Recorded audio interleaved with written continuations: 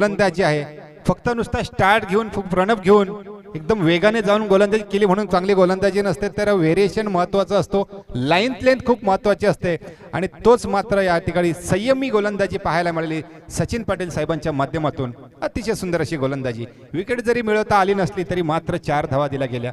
पहिल्या षटकामध्ये केतन यांनी 10 धावा दिल्या, दुसऱ्या षटकामध्ये सचिन यांनी 4 धावा दिल्या. बघूया धावसंख्या त्या धाव फलकावर 14. सलामीची जोडी अजूनही मैदानामध्ये संघाची ताकद, संघाचा आधारस्तंभ, ज्या जोडीवर संघाला विश्वास आहे त्या भिंगारी संघाने या जोडीला मैदानात खिंड लढवण्याकरता, लढा देण्याकरता, हे बुरुज लढवण्याकरता या मैदानात पाठवले आणि जुनी ही जोडी मैदानात राजेश पाटील 7-8 पावलांचा स्टार घेऊन दापोली यांकडनं मारा करतील. पहिला चेंडू, संघाचं तिसरं वैयक्तिक पहिलं. डिफेन्स मध्ये खेळण्याचा प्रयत्न, कीपर चाणाक्ष या ठिकाणी कीपर मात्र चांगला चेंडू कलेक्ट करते. पहिला चेंडू मात्र या ठिकाणी निर्धाव टाकला जातोय. थोडंसं जखडून ठेवण्याचं काम केलंय नक्कीच पारगाव संघाने आपल्या घरच्या मैदानावर या भिंगारी 40+ खेळाडूंना.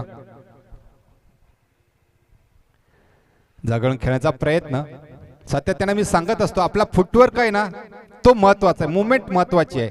सगळे चेंडू आपल्याला ओव्हरपीच मिळणार नाही, कधी कधी संधी स्वतः निर्माण करायची असते. सगळेच ओव्हरपीच मिळणार तर आपण काही चेंडू ओव्हरपीच निर्माण करायचे. खोलवर टप्प्यामध्ये टाकलेला चेंडू मात्र या ठिकाणी भेदक अशी गोलंदाजी. फलंदाज मात्र या ठिकाणी प्रयत्न करतोय पण एक चेंडू मात्र अजूनही 3 चेंडू लगातार फेकले, तिन्ही चेंडू मात्र या ठिकाणी डॉट फेकले गेलेत. अप्रतिम मेडन षटकाच्या दिशेने वाटचाल करताना राजेश पाटील. केवळ मात्र 2 चेंडू अजून शिल्लक आहे, लगातार 4 चेंडू हा फलंदाज उगतोय. खरं तर शक्ती मडवी खरं तर सुरुवात चांगली केली. पहिल्या चेंडूवर आपण पाहिलात ना तर स्क्वेअरच्या दिशेने मारलेला फटका आपण पाहिला, 2 चौकारच्या सायने खेळणारा शक्ती मडवी आता मात्र थोडा कुठेतरी बॅकफुटला गेलाय. थोडंसं स्वतःवर दडपण असं वाटतंय त्यांच्यावर. अप्रतिम सुंदर वाखाणण्याजोगी स्तुती करावी. आणि आता राजेश पाटील यांच्यासाठी टाळ्या येतात. शेवटचा एक चेंडू शिल्लक आहे, मेडनवर जाईल का? टाळ्याने कडकडाट सलकेचं ऐकायला मिळेल या ठिकाणी. शेवटचा चेंडू शिल्लक,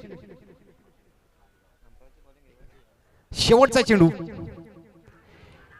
आणि पंचांकडे या ठिकाणी अपील केलं गेलं. मात्र या ठिकाणी खरोखर शेष षटक मेडन गेलं असतं. लेग पायच्या स्वरूपात मात्र 1 धाव मिळते आणि सगळे टाळ्या झाल्या पाहिजे राजेश पाटील साहेबांसाठी. क्या बात आहे, सुंदर अशी गोलंदाजी, अप्रतिम गोलंदाजी. या वयामध्ये अतिशय गोलंदाजी चांगली केली.